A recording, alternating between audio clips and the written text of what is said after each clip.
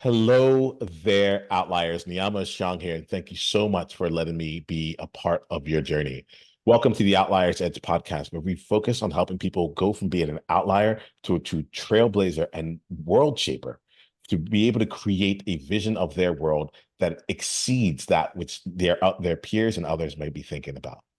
What we do is that we continue to explore this and expand upon this by bringing on people who are actively shaping their world and give us a chance to dive into their journeys, their stories, and their struggles in order to really give us a space where we can create our own roadmap to the success and to the changes that we're here on this planet to create.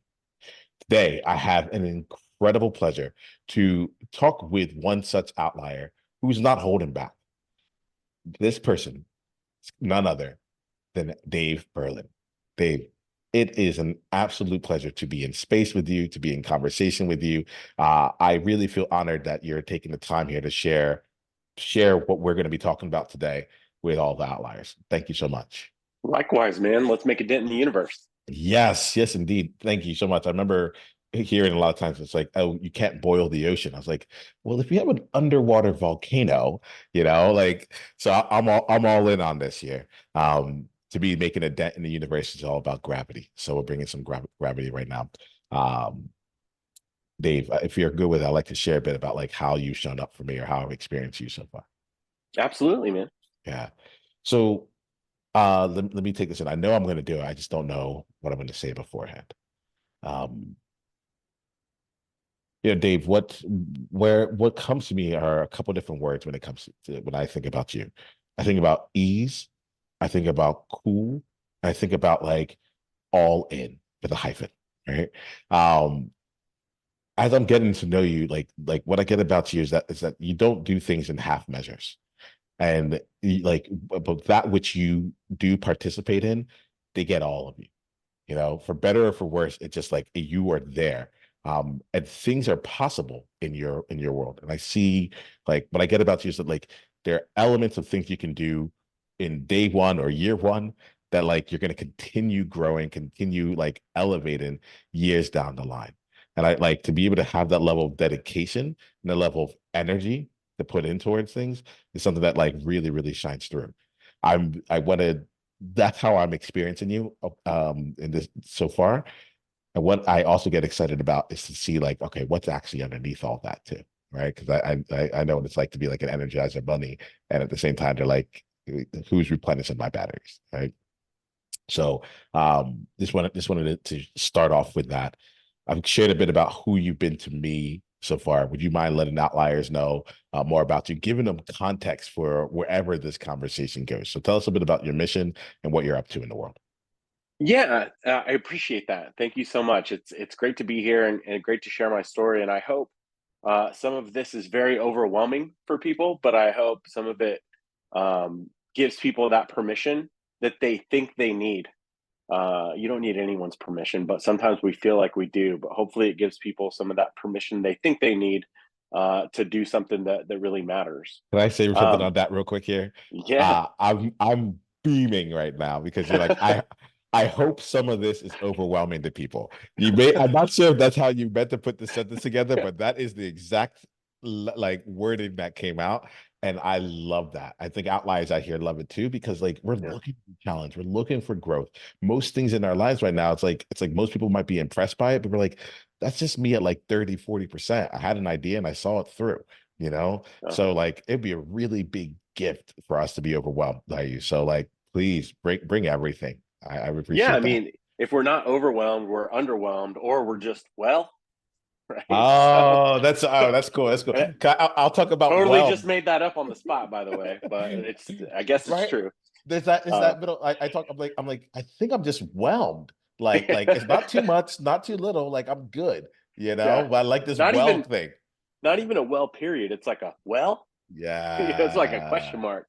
nice. Um, no, man, I appreciate that. So, to give context, it's interesting, right?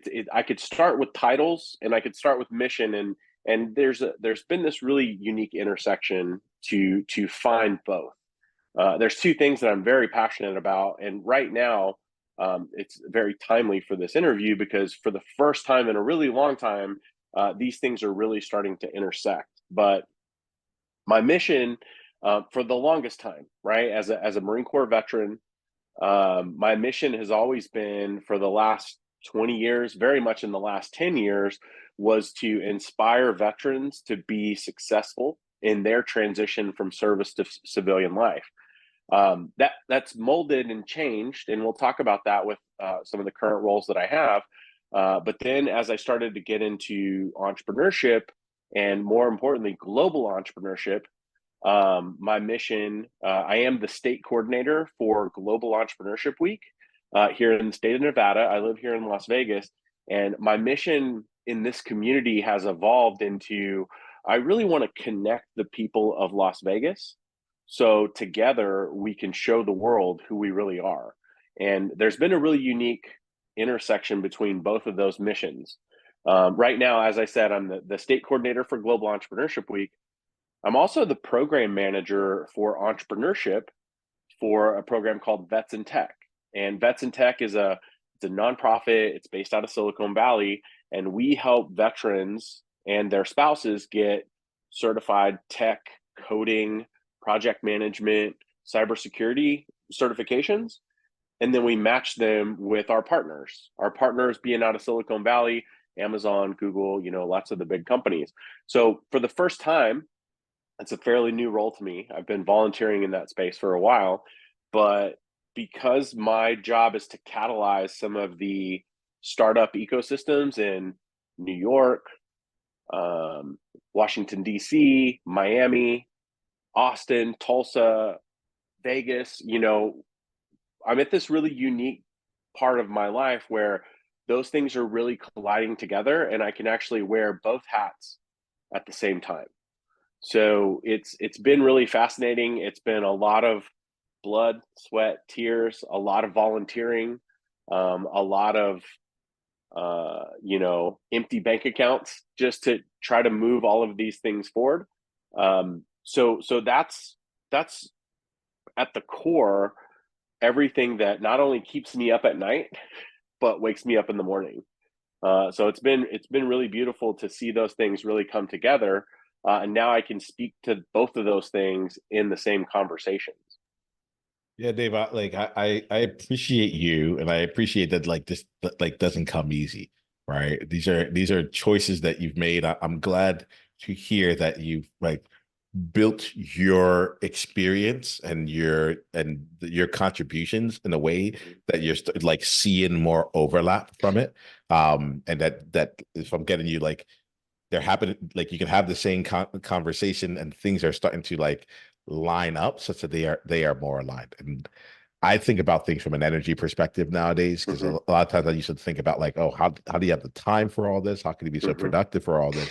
But nowadays I find that when I really talk to leaders, it comes out to how do you have the energy for it, And Yeah. I love to just so one, I'm happy that there's more alignment, because I'm all right, that's just less energy leakage in different areas, you Yeah. know. But I'd love to see if you don't mind talking about some of the energy component for you as you're going about it. I'd love to get some thoughts from you on that. Yeah, well, this is the fun mix in the bowl, right? Where you're talking to me now. Here we are in the almost the middle of 2024. At the time of this recording, we're looking at June, right? Here's the fascinating thing: if you talked to me 7 months ago, 8 months ago, there was a weird element to everything that I just explained, and it's fun, but it really caused a lot of friction in everything that I was doing from 2010 to 2023, the end of 2023. I was a wedding DJ, right? And when I say that, you talk about energy. I can light up a room, I could spark fire to a dance floor. I DJ'd. I'm proud to say I DJ'd 650 Oh, well done. weddings Well done. all across the United States. But even more than that, I helped scale a wedding DJ business back in the Midwest. I've helped train hundreds of DJs to go and rock dance floors. And for the longest time, my mission, the mission that we wrote there at that program was to change the world one dance floor at a time. So it's funny now because when I say that I'm just now coming into that alignment, the two things that I'm really doing right now with Global Entrepreneurship Week and Vets in Tech are very much in alignment. But if you can imagine, I was doing both of those things and I was DJing like 80 weddings a year. So this is where it started to get really confusing. And this is where a lot of friction came because it's not just that people couldn't compute. Wait, you're a wedding DJ and you're teaching entrepreneurship to veterans and you're hosting all of these events around the city? Like, first of all, it's like, how do you do it? And then the how only came for the people that could understand that I could do all three of those things. So that caused a lot of friction, and with that, sometimes it would also create doubt because some people, I now look back and I feel like maybe this was a self-limiting belief that they had because they had committed to the middle, and because they committed to the middle, then no one could ever do three things, let alone, you know, two things very well. But because I had been growing into that lifestyle, growing into that, the DJ business is what helped fund most of my volunteer roles, and from that, it was just a matter of time before the right opportunity came, before I could really take a step back from that industry and take a really big step forward in what I'm doing now. So there's a couple different things, Dave, as you say this, that like that's lighting me up and getting my brain sparking here, right? One, this statement of committed to the middle. I had to write that one down there. And there's two parts of it for me. The first one is what I'm hearing from you, where you're like, it might have just been their belief that they were Mm-hmm. projecting or imposing on you, because Mm-hmm. they were, and you didn't use like, to me, commitment is one of the highest forms of showing up in the world, right? They were committed to the middle. It's not Mm-hmm. that they couldn't have done more, but Mm-hmm. the commitment that they chose was to the middle, and they were applying that lens of how they saw Mm-hmm. themselves to how they would see you. Right? Yeah. I think that's really, really meaningful here. And outliers, I am gonna ask you, as you're thinking here, because Dave said, if I get paraphrasing, he's like, I'd love to give you permission but the permission you don't need from me, right? Yeah. Something to that effect here. I would love for you to take some time for yourself right now to think about who in your world right now are you really giving a lot of weight to, or maybe perhaps you're afraid of hearing what they have to say, or you find yourself subconsciously working yourself around, like like twisting yourself up in knots and that person is actually more committed to the middle than they are to something much higher like you are. Take some time to think about that, because when I heard you say that, Dave, it really hit me, and really, like, it gave me a chance to see, like, oh, that's this is why I'm looking to go back into like the big mission, the 10x, because I'm like, I don't do the middle very well. It's a Yeah. lot harder to do middle than it is to do exceptional or whatever the high level is from there. Yeah, and it gets to be really scary, right? Because Mm. sometimes I don't know. I've still been trying to figure out where this vision that I have comes from, right? I've been inspired by some of the most incredible authors on the planet. But when I say inspired by some of the most incredible authors on the planet, I've not only read their books, but for many of these people, I've met them in person, right? There's a whole story about, I moved to Las Vegas back in 2018. And that's a very long story, but I moved here in a rental car one way because I had read Tony Hsieh's book about the story of Zappos. And in fact, the company that I helped grow all over the Midwest, we had actually read a lot of books, but one of the books we read was Tony Hsieh's book, all about core values. And when we incorporated core values into the foundation of that business back in Oklahoma, it spread like wildfire. Our business grew. We had more people that wanted to work for us, and then it was taking a trip here in 2015, taking a tour of Zappos, that made my whole family want to move here. And then that became a mission for 2.5 years. So, and I did have the honor of meeting Tony before he passed away. But if I really just go through and look at all the books that are on my shelf, and these aren't all the books, by the way, but if I look at all the books that are on my shelf, and the books that are in my car, and the books that are in my backpack, and the books that are at my office, like I've met a lot of those authors, and I've met a lot of influencers, and in some cases, I've worked on projects with them. So if I really look through this thread of my life, it goes. I could go all the way back to April 19th, 2013, when I saw a guy named John Acuff speak.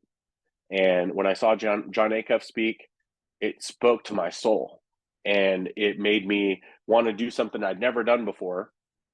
And I didn't realize that until a couple months later. I saw the very first TED Talk I had ever seen, and then when I saw that TED Talk, I didn't even know what it was. I just saw it on TV, and I was so moved by that experience. It was Sarah Kay, If I Should Have a Daughter.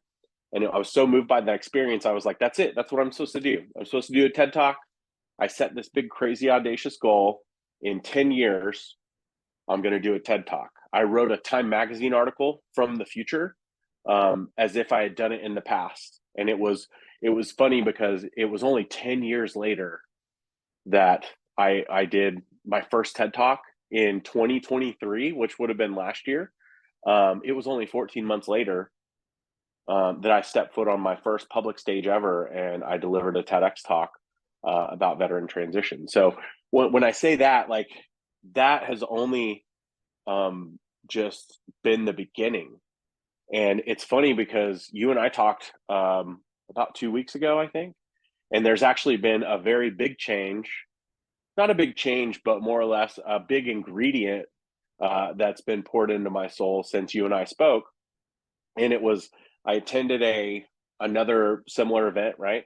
It was called the Kingdom Summit with a guy named Ryan Pineda, and this was like a faith in business type thing. And Ed Milet was there, and I don't know if you've ever seen Ed Milet speak, but that dude yelled into my soul. And for the first time since April 19th, 2023, I got the calling to start tackling some of those stages again. Ooh, but I feel you. I love how you talk about like spoken into the soul and the calling that's there, because Mm-hmm. like we that's the space that we actually play in Mm-hmm. this year, right? Where Mm-hmm. it's like it's and I really love that too in the conversation where I was asking earlier about like the energy and all that other things. It's like it's different when you're coming from calling, when you're being pulled through to something. It's a different experience than I just want to be able to check the boxes, or I want to look good, or like I like even like a personal care, you know. Like it's like something changes. So tell me now, like now that you're feeling the calling again here, like tell me a little bit about how things have like shifted up for you. Like congratulations, not congratulations. I'm you'll find with me, Dave, that I rarely give congrats. And this is probably something coming from someone who was like in the wedding DJ industry. It's like congratulations is what you do. You raise a toast. But I rarely give congratulations because I feel like there's an element of luck that comes in there, right? It's like if you win the lottery, I'll say congrats. But if you've actually gone and done stuff, I'll say congrats, like well created. And for me, what I get from this is that you put yourself in the space where you knew that your soul might be able to be talked to. Mm-hmm. Like, and you put yourself in a room where like, hey, I'm gonna be in the right rooms to Yeah. allow this to happen.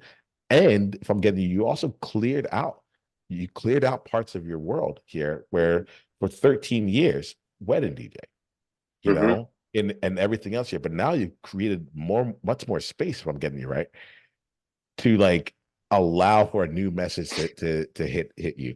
This is me like in conjecture here, like help me understand what it actually feels like for you on the inside. Yeah, so it's funny because that day, my favorite person in the world, her name's Megan Buckley. She was with me. She's my partner on a podcast and some other business that we're doing, but also she's the community organizer for Las Vegas for Global Entrepreneurship Week. So we've been working together hand in hand for a couple years, but we both went to this event, and we both had this kind of like front row seat to this transformation, if you will. And I'll never forget when we went down after, and we did a little prayer thing. She said, "No more hiding." And I didn't really know what that meant.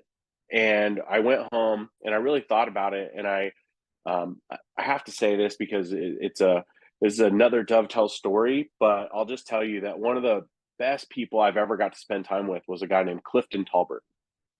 Clifton wrote a book called Once Upon a Time We Were Colored, and Oprah turned that into a movie. But he also wrote a book called Eight Habits of the Heart. Happens to be a friend of mine. I had him on my podcast. We worked on a project back in Oklahoma together. And I learned this thing from him. I could do 7 episodes just about how remarkable that guy is. But I'll tell you the one thing that I learned in spending a day with him when he went to go speak. At the end of this whole day, there was 2 questions that they asked. And I tell this to everybody. If you ever speak, if you are the type of person that speaks on any stage, if you move people, right? And to truly move people, I believe if you can get people to laugh and cry in the same sitting, then you're creating like this opportunity in their life for them to raise their hand and take action. But there's so many things that can come from a 1 day conference with like 7 speakers that you can get muddled, and you can go back home and you can almost do nothing. But there's this really clarifying 2 questions, and it's, what are you going to start doing, and what are you going to stop doing? What's one thing that you can start doing and one thing that you can stop doing based on what you learned today? And what I learned, and I'll say this as a speaker, if you get really good at that, so if there's anybody that's listening to this, if you ask that question at the end of every talk, every conference, every workshop, then here's what's going to happen when you find your path down the road. There's going to be somebody that runs up to you in an airport who remembers when you helped them change their life. And if you just say, "Oh, really? What was the one thing you said you were going to start doing, and one thing you said you were going to stop doing?" And I almost guarantee you, if you ask that question, they're always going to remember it because it was such a impactful thing. So I say that to say this: on that day after seeing Ed Milet close out that event, the 2 things that came to me immediately was, number one, I'm going to I'm going to stop listening to that generational curse. So I'm not going to subscribe to that anymore. I said, I am not my mom, but I am my son's father. That was the one thing I was going to stop doing. And the one thing I was going to start doing is I'm going to start listening to that voice that says, go, but go big. And if you look at all the things that I've done, most people would think that's been some really big stuff, but I can't even explain. And it's almost shameful to say this. I've done it at a fraction of what I knew I could. Yeah, I get that. I mean, I really get that. That's it's there's a space here, and I thank you for saying that out loud. There's a space here where I find like it's like, yeah, it's a lot what got done. Like empirically, we get it, but in terms of what I'm hearing from you, like what you knew you could, and now I'm going to take it from you and bring it to me because I'm thinking about some very specific things of what I know I could do. Um, I'm glad I did it. I'm not mad at anything that I did, and yet there is still more. There's still something left Mm-hmm, in the tank. mm-hmm. And if I'm hearing you right, something about this go, but go big is Yes. you filling this, like getting rid of the fraction and just being whole. Yeah, and it goes back to that permission, right? Yeah. He didn't give me permission to do that. It was permission that I had to give myself, because I could literally look at myself in the mirror and know that yes, I've done all these things, but I didn't do it. I didn't do it to the fullest because I was afraid. I was afraid that if I did, that I would be judged for it, or I was afraid that what if it didn't work? But now when I look back, there's all these just clues along the way that it's just like I've been given the opportunity every single time. So the big thing that I walked away with that was that it's, even though I put down the microphone at weddings, like it's time to pick up the mic, maybe uh, in a different light again. Okay, so you're going big. You go big. All We're right, going big. D. I I love that for you, and I think I think it's really I appreciate you bringing this in, right? Because I think this is some of the unspoken parts about like why I chose outliers versus Hmm. leaders overall, Hmm. right? Because there's this special spot that lies where it's like, look, yes, according to based on most of the data, based on where most people are, where the average is, I'm playing a big game. But for me, Hmm. it might like there's still more to go. Yep. Still more to go. And I really want to acknowledge you for stepping into it here. And uh can I make do you mind if I acknowledge you a little bit more? Sure. Okay. So one of the things I want to acknowledge you on is like this is it's recent, but you're Hmm. already speaking to this right now. And I Hmm. find that like a lot of times I've worked with people where they have the insight, but Yeah. then they like they hold it back. They're like, I Yeah. have to wait. I'm not sure if it's ready for people to know. What if I put it out there and I don't actually do anything bigger, so on and so forth. Whereas I Hmm. feel like you are like you're owning it. You're like, this happened. I am I'm going and I'm going big from here Yeah. on, you know? And then Megan, your Yeah. partner, heard something similar, but on the other side of stop hiding, you Yeah. know? I had to ask her too, because I was like, when you said that, were you saying that for you? Were you saying that for me? And what's Mhm. interesting is I feel like it's like this for anybody that's very close to you, right? And we have this opportunity every time we walk past somebody. Um, Everyone that's very close in your world is a reflection. I believe they're a reflection of either who you are, where you've been, or where you can go. And it's funny that I say that here in Las Vegas. Megan's from here, right? But um, I've been here. Uh, this is I'll be 6 years this year. But I just had another friend. We actually go. We try to get about anywhere from 8 to 10,000 steps a day, right? And what's great is we'll go walk on the strip. A lot of locals here avoid the strip at all costs, and I totally get that. I don't live too far away from it, but to me, it's a nice walk, especially to get those kind of steps in. But we can walk by 1,000 people and never connect with any of them. But even my friend, and she just moved this last weekend. Her name's Sabrina, and she has just been, in a way, this kind of angel that came into my life. I met her the week after I quit DJing weddings, and in the last 7 months or so, she's like, wow, you're a really fascinating person. And I was like, you have no idea. Like, you met me right after I stopped something that I've been doing for the last 13 years. And I'll add one more ingredient to this. And if this is, hopefully this helps one more person. She was actually a really big inspiration for me to stop drinking alcohol. So since January 1, I've consumed zero alcohol this whole year.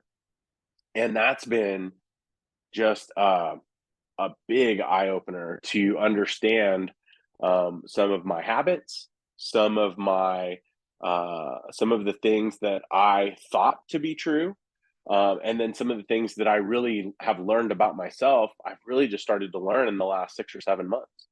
So it's really been this fascinating just corner of time for me to really get that kind of clarity to figure out who am I, where have I been, and what does that all mean to where I'm going? I appreciate as you're talking about the here, Dave, like how you have such a nice blend of like the inner and external, the inner and outer, right? It's like yes, there's all these different things going on, but I hear you like you don't mess around with like your development, your journey of Mhm. self, right? I Yeah. hear that continuously like growing. Let me ask you here from if you think about the span of things that have happened for you in the last 7 months, in the last 2 weeks, or even in the last 13 years as you were like building beyond that, how has like how have you like gone about growing yourself and how has that made an impact in as part of the journey for you? Yeah. Well, so we could go back 13 years, we could go back 20. Yeah.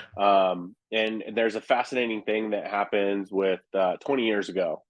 And it's funny too, because I listen to all these little signs, right? These little signs that come out. Just yesterday, I posted a story on Instagram, and I found this song by Anise. That he does a song called Sun and Moon. This one's called Home Again. and it's a little bit more faith. It's got a little faithy tone to it. But he said, I haven't felt this good since 2003. And there's something really unique because as soon as I heard that, I was like, 2003 is when I got out of the Marine Corps. So there's been this whole development of everything that I am. Again, I'm peeling back layers, right? So we went back as far as 2010. There's a gap from 2003 to 2010. Bro, I was a drill instructor for at-risk youth for 7 years. So I worked with kids that were the community had basically given up on them, and this was their last ditch effort to go, change their lives, change the direction of their lives. Otherwise, they were probably going to go to jail. And in the 7 years that I was there, 3,000 kids came through that program, and I could tell you that I did my best to make an impact on their lives. But there's a handful of those kids that have made a bigger impact on my life than I could have ever made on the 3,000 other kids. So it was very much a mirror, right? It was this amazing corner of time. And the funny thing about that program, it was in my hometown, and there's a little depth there because my hometown is in a little town in Oklahoma, less than 5,000 people for the longest time. I'd never even been on a plane until the plane I took to boot camp in 2000. So when you look at the path that it's funny because I had this thing, and maybe this was a little bit of an ego thing, but I've really tried to, wrestle with this. It's like one day I thought there was going to be this sign outside of my hometown that says "Home of Dave Burlin," and I think then it was because I think I thought that because I did the TED Talk, and it's like when I look back on that was cool, but that was just the beginning, right? So when I look at all these different things that I want to do, there's nothing, being an at-risk youth kid myself, staring at the wall, stoned out of my mind at like 16, 17 years old, there's nothing that ever said that I would be doing any of the things that I'm doing now. This is like I love this part of the conversation, right? Because a couple of different things are playing out. One of them is just the impact of time horizon, right? Letting things take time. And Mm-hmm. I said it because I know myself, I know other outliers. I think like we want our results now, Yep. we're used to exponential things coming in, so on and so forth. But every time I ask you about it, we're getting a lot of summaries Mm-hmm. over, a 13-year period of your entire like what did he do? Like that was your like people knew you as that, Dave, right? Like Yeah. they knew you as that first and then some other things afterwards. Same Yep. with drill instructor. Yep. You've had like in just that span of time, you're like, we're talking 20 years that's been in here. And you're still, what's really cool is that like in that span of time, you're still getting insights that can change you every 2 weeks, Yep. even faster than that. Yep. I loved calling in here. And I think the reason I call it in because I really struggled with this to really like, and the more that I'm starting to see it, the more like, actually, the more ease and more grace that I give myself, where I'm like, oh, what if I made that a 10-year goal instead? You Yeah. know, if I just made that a 10-year goal, what will happen? And then at this point, my brain short circuits because I'm like, Mm-hmm. I think about where I was 10 years ago. Mm-hmm. Yeah, we're in 2024 as we record this. I think about where I was 10 years ago. I was like, oh man, that person, like, I don't even like I'm still the same name. No, I'm not even the same name. I'm like, Yeah. like, yeah, there's so much that's come in. So I appreciate that you're bringing in this element of time. What's playing through you as I bring that up? Well, so it comes to when I think about setting goals, it's easy for me to say the word manifest, right? Right. There's a whole world around manifesting. And I think about that TED Talk because the TED Talk wasn't just manifesting. It broke some serious belief barriers because so I have my own word for it because I love wordsmithing, right? And I love kind of coming up with my own stuff. So I don't call it manifesting, right? I don't want to manifest anything. I want to pitch the universe, right? So And you got to throw a hashtag on there. So hashtag pitch the universe. When I wrote that Time Magazine article, the funny thing is this came out of a John Acuff had started this 24-day challenge, and it just happened to come across my feed. I signed up for it, never knowing who I would get connected to through that group. On day 17 of that 24-day challenge, it was, hey, write a Time Magazine article as if the thing that you want to do has already happened in the past. Write it from that future. And man, I jacked in, and it was just like, I just sat in it, and I was just like, writing a symphony on the keyboard. And I wrote this Time Magazine article, and I wrote it from the future as if it had already happened in the past. And what I didn't realize is that started to unlock relationships that would make that a reality in 14 months. Right. And it just so happened, and this is where, like, if that was it, that'd be cool. But it just so happened John Acuff was passing through Oklahoma City, about 2 hours away, about 2 weeks later. And I drove there that morning with my family, and he signed my TEDx badge. And over time, we became friends. I helped him promote another book that unlocked and opened all kinds of other new opportunities. Ultimately, he actually did a video testimonial on our Zappos video for us to come be part of the Zappos family. So it's like that was a thread through my life that just began. So when I say all that, it's like it's not just getting in tune with that. And then I'm gonna get a little heavy for you. Yeah, please. Because we've talked about these big chapters, and I'm going to tell you about this is, and again, for anyone that this has a positive impact, I hope that's what it does. But this is going to be one of the heaviest things that I rarely talk about. Last year, I turned 43, and there was a lot of, going in when I turned 30. By the way, I left the youth academy the day I turned 30 years old and became a wedding DJ. I had no idea what that transition was going to be like, but I also had no idea that I would end up DJing 650 weddings all across the United States. And I have some of the best stories and the best sunset photos that anyone could ever imagine. But there's always a dark side and a real side to everything. And as I got close to 30, that's where I had kind of that breakdown, and I just had to do something different. When I got to 40 was actually, I turned 40 during the pandemic, and I was at a place in my life where things were pretty good. And I leaped into 40 because I think because I took that big risk at 30 years old, it really teed up everything for what I couldn't believe to be an amazing decade of just stories like I've told you. But when I leaped into 40, it was when I got to 43 last year, there was something creeping up, and I couldn't figure out what it was. And I had to go back and I had to look. And I realized something, and this is one of the heaviest things that I've learned about myself. I realized that 43 is the year that I would outlive my mom. Now I have to back up. My mom committed suicide. It was the day that I got back from my wedding in Las Vegas. It was the day that we got back from our honeymoon. And one of the heavier things about that is, and that in the military, in the world of the military, that's a very harsh reality of life. Well, they talk about that from the military perspective. This is my mom. And not only was it that she had actually stolen my gun from my house. And that's how she chose to do it. Now, for anyone that's wondering, like, my mom struggled with gambling, a lot of depression, but I had enabled a lot of that behavior growing up.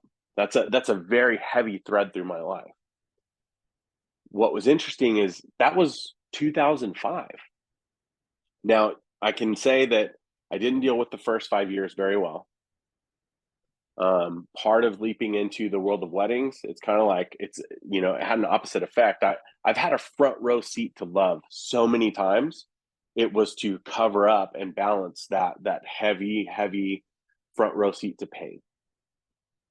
Now, it was that thing that was creeping up. I couldn't figure out what it was, and I had to pull the obituary, and I realized like, whoa, I'm at the exact same age that my mom was when she felt the way that she did, and what am I supposed to do with that?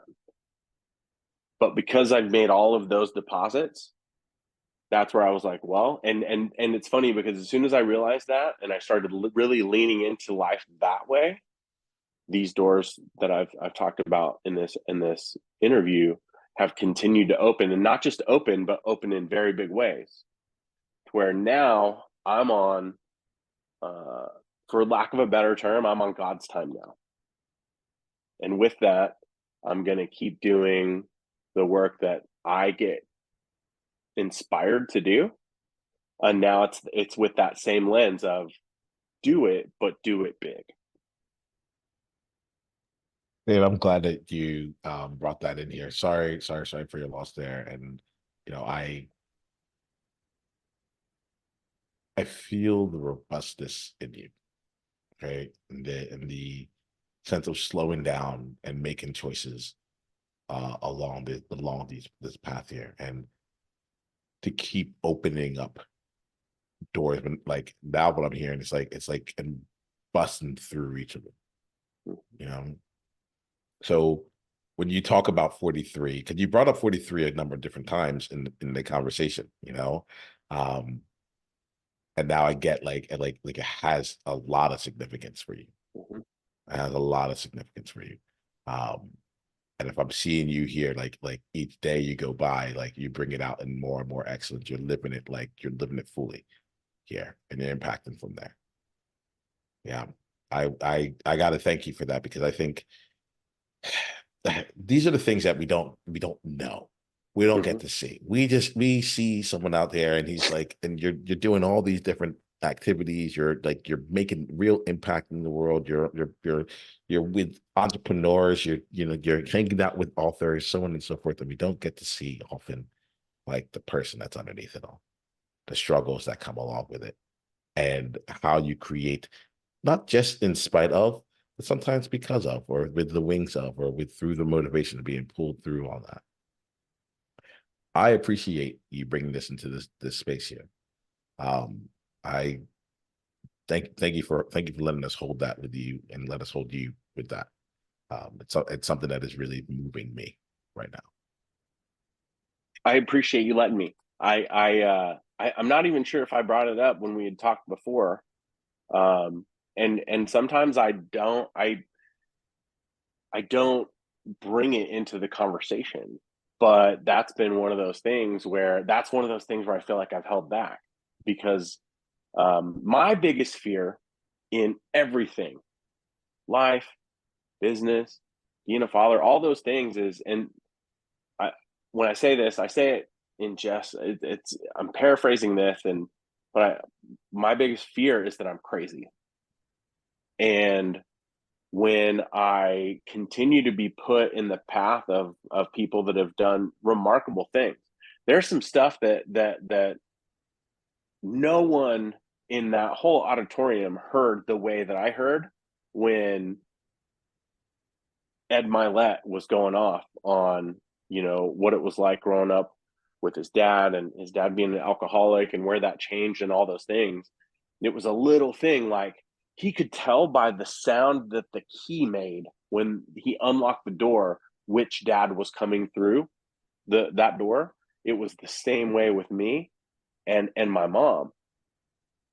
And so with that, like I know what that means and I know that we're not the only ones, but the ones that choose to take that experience and share it in a way that is going to be meaningful and impactful, um, it's still not easy, but it comes with this path that continues to open up in ways that I can't say that I'll get to live the same life as a guy like Ed Milet. But when I really look at where I grew up and what my belief structure was like at as far as a ceiling, like I've completely blown past that. And now cities like Las Vegas are a playground for me where I can I can go and I can speak at events, and I can, set up networking things, and I can connect the dots for people and just see the world open up for myself and everybody that I get to share this life with, in a way that I can't even begin to um, tell all the stories about how much fun it's truly been, and I get just jacked. So that's where the energy comes from. Is now it's like, what's next? Like I'm so ready for tomorrow and what tomorrow's going to bring, that I just continue to show up and serve. Thank you for doing that.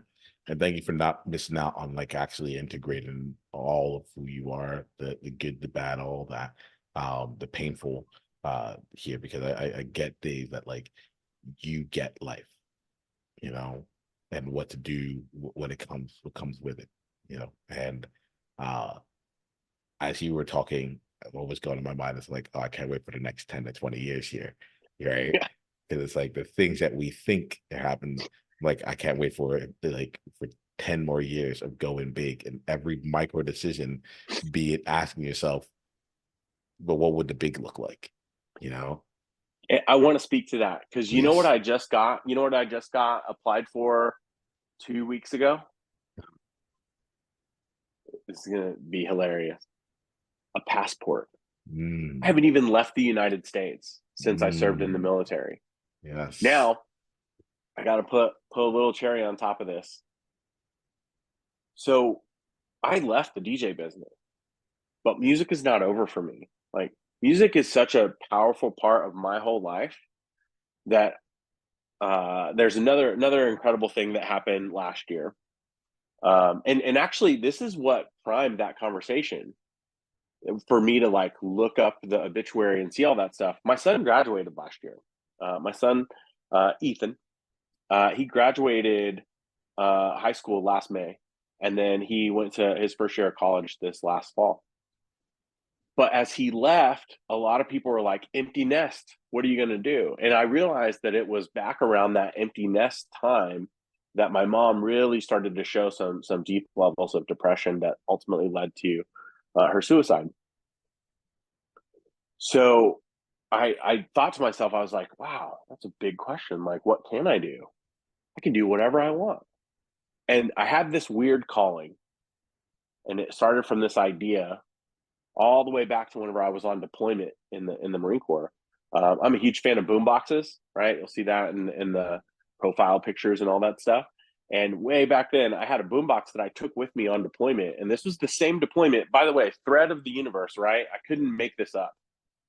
I was on my very first deployment ever the same summer. We left August 13th, 2001. And if you're a fan of history, or you're alive right now, you know that September 11th, 2001 was the attack on the World Trade Center. My birthday, September 10th. I was partying my ass off in Australia, which every Marine turning 21 would be doing at that time. And that's where I was when 9/11 happened. So our unit was the forward deployed unit in the world. We did the whole Pakistan, Afghanistan Operation Enduring Freedom. A lot of politics. It wasn't what people remember about Baghdad and stuff like that. Not the same thing at all. But that's a very unique corner of history for me to be. Where was I? I was up on the flight deck with a boombox playing music for people that were playing football and things like that. So never knowing then that my life would lead me to be a DJ all over the United States, residing in Las Vegas. So music is not over for me. So this whole passport, the reason why I got this passport is I'm pitching the universe again, right? And I hope Mm. that this inspires your listeners to set that big, crazy, audacious goal. But this time next year, I will be DJing for Virgin Voyages, and my goal is to build a network of like-minded professionals, outliers, all that stuff along the way. And for people that love to cruise, hopefully they come on Virgin Voyages. But if they've never cruised before, hopefully they take their first cruise. And I get to DJ off into the sunset on one of the most big, beautiful ships on this planet in this galaxy. on this plane of existence. So that's just the beginning, and that's only to set the next decade off. I love this. I love this here. You know, Dave, I appreciate you. Thank you. Thank you for continuously like growing and such. We're about to wrap up this conversation here. I'm going to have us end in two questions. Actually, yeah, two questions. I think we'll do that. We'll see. So the first one here is like for anyone who wants to continue down the journey with you, Dave, what's the best way for them to go ahead and do that? Yeah, you could follow me on any of the social media channels. It's taking a different path and a different shape as I combine all these roles. But the easiest place to find me is davemeansbusiness.com. There's a link there to all the socials and everything that you can find. And I'd love to connect and learn about what people are working on, what lights them up. I love that. If there's a single takeaway you have for people here, what would that be for today? Yeah, I would say the single takeaway is that we all have the capacity to live the life that's inspired us. If it's a little thing that stood out to you when you were 5 years old, or if it's something that came into your life when you're 50 years old, like at any point we can raise our hand and choose to go on that adventure. It's really just a matter of giving yourself that permission to say yes. I love it. I love it. Dave, you put in two questions here earlier about how to end an experience here. I'm going to give you, we're going to have one more question afterwards, but I'd love for you to pose these two questions over to Outliers so that they can get a bit from it. Would you mind bringing it in? Yeah, absolutely. If you've laughed in this episode, or if you've cried, then there's probably something that's calling you to take action. So if there's anything that you've learned or anything that's grabbed you by the soul to say, what if? Like, my only question is what's one thing that you're going to start doing and one thing that you're going to stop doing?